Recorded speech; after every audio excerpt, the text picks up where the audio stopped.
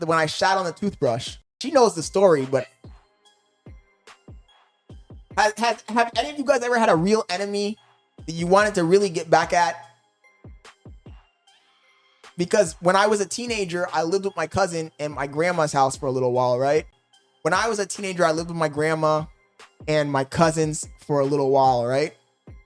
And I had one cousin who, he was big. He was always punching me, doing all this crazy shit to me, chat. He comes back in the house. They let him in. The night's almost over. We're about to go to sleep. And he grabs, I'm cooking my plantains in the kitchen, right? And I leave my plate on the table to go do something in the back of the house. And when I come back to my plate of plantains, I see that it has salt on it, right? Can you taste these plantains and tell me how they taste? And she, the dumb fuck, grabs one, eats it, and she's like, oh, this tastes horrible. So then I'm like, okay, something's fishy here. Come to find out, my fucking cousin, Cholong, put Epsom salt on my plantains. This nigga literally sprinkled my plantains with Epsom salt. This nigga tried to get me. And also on top of sprinkling my plantains with Epsom salt,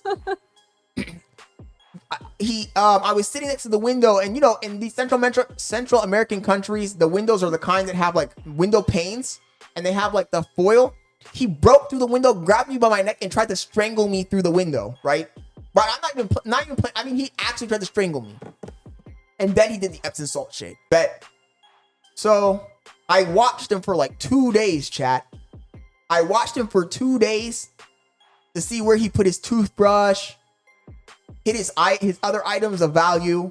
And I saw that every single day he would brush his teeth, and then he would get his toothbrush and put it inside the kitchen. So one day I woke up extra early, like at 5 in the morning, right? I went to the spot where he hit his toothbrush. I got his toothbrush. I took a giant fucking shit in the toilet. I grabbed his toothbrush and I scrubbed the shit all over the toilet with his toothbrush.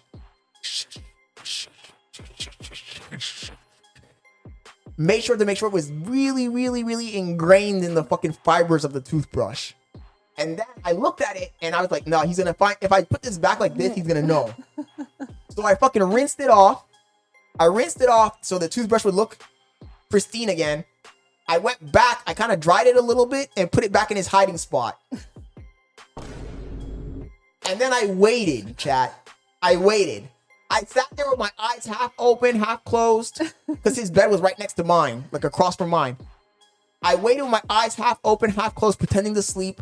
I saw him wake up, go get his toothbrush, go into the bathroom, and I ran from my room into near the bathroom to just make sure I could witness him brushing his teeth.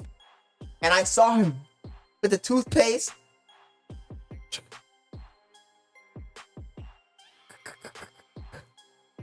And I had to evacuate the house. I ran out the house laughing in my pajamas. And nobody knew what I was laughing about. I was rolling around with laughter. Like, this, by the way, this was like 2 or 3 days after the original Epsom salt fight and all that shit. So he didn't even know what I was laughing about.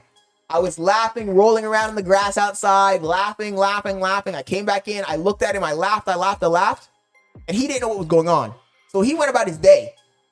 And literally for 3, 4, 5 days, this nigga was just brushing his teeth with a toothbrush that was covered in shit. He never fucking rinsed it out. He never questioned it. And low-key, chat, I'm not gonna lie. It took me literally like 5 years before I ever told him that shit. One day we were all chilling like 5 years later, and I was like, yo, you know what, bro? One day I took a shit on your toothbrush. And homie tried to deny that he used the toothbrush when I saw him use it.